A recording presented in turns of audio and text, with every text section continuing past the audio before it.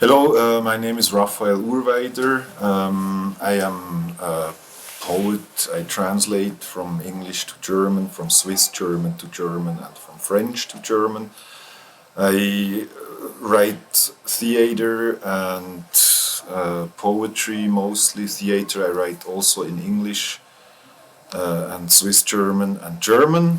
I would like to think that the longer I write, the more translatable my poetry gets. Meaning that, maybe I write a bit simpler than I used to write when I was younger. I'm less influenced by German and Austrian writing because through traveling around the planet, I found people who write poetry in many different languages, and I was always fascinated that people say poetry is really hard to translate, but it's still one of the most international genres in literature, and I think this is a strange but wonderful thing. What kind of poetry do you write? I hope I don't write one kind of poetry. I hope it's many different styles. I was heavily influenced by the Austrian writer H.C. Artman, and he was maybe from today's perspective, you would say he was a postmodern poet who tried out different styles and many different things. And I believe that style is not something that you should look for. Style is the thing that you can't get rid of. Do you think of yourself as a Swiss poet or a Swiss writer? I mean, how Swiss are you? I don't think I'm very Swiss. I think, Peter Bixel, a Swiss writer, once said that to be a writer in every language is a different job, because the connotations of writing are so completely different in different countries and different language rooms. I mean, at the moment in Switzerland, a lot of German writing authors write in Swiss German, and I only do that for theater or musicals and not for poetry. I always thought my, let's say, poetical background is not Switzerland. Yeah, it's the German language maybe. Or, It's hard for us to avoid the fact that you're fluent in English. What is your English background? I don't really have an English background. I was bad in English at school, but through music I learned English mostly. When I was 15, 16, I listened to a lot of Tom Waits and started to try to write his lyrics to learn the language. And then I was married with an American for a while, and then now I'm married to a South African woman, and so at home I speak mostly English and Swiss German. So the German language is actually not a language that I use every day, so it's also a bit, let's say, in a safe space. it's for art. One of the things that people know you very much, when you mentioned it very briefly, is as a musician.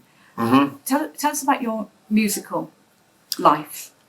Well, I used to play in bands. I was at the jazz school, Swiss jazz school in Bern for some years. Then the jazz school made me hate jazz, so I started to listen to rap and hip hop and started to rap in Swiss German. And we did a few albums in the 90s, but now I don't do much of that anymore. I was just fascinated by improvising with language, actually. And now I compose for theater plays mostly, which was always my second job description. I started in the late 90s to make music for theater. So can you tell me about your translation methods? Because you've translated so many different poets, and I was just talking to Lavinia's daughter, Mm-hmm. and I know you know Simon Arnold, all these people. Tell us about some of the poets, the English poets particularly, and how you translate poetry. You really have to like the poetry you translate. I don't think it's possible to translate poetry that someone tells you to. First reason, you don't earn enough money to translate poetry you don't like. And the second reason is that you have to honor the poem that you translate by writing a new poem that is in the new language as good as the one in the original language. So I don't think, I think translation is a very complex process because it's a cultural process. It's a process of finding new metaphors, of learning about the poet's life, basically, also. Because, for instance, Lavinia Greenlaw, that I translated, she spends a lot of time at the sea. And in Switzerland, we're landlocked. So I had to learn a lot of new words that I didn't know in German because we don't have the vocabulary. I could maybe I should translate Scottish writers who live in the Highlands or something. I don't know. No, I think it's also, for me, translation is also always to learn more German. And the other thing, the translating from Swiss German to German, I think is particularly tricky because there's no dictionaries that you can rely on. There is no Swiss German because in the canton of Bern alone we have maybe 30 different dialects that vary also grammatically, and so translating from Swiss German is not is a thing that doesn't exist actually, and so you have to be much more creative because there's no the metaphors or the idioms that are used were never translated before. For instance, I translated also Robert Walser because he wrote one theater play in Swiss German, and then I did that with Handel Klaus, an Austrian writer, and then we had to find somehow a language between Walser and us because it couldn't be a German that we speak today, but it couldn't be Robert Walser pure.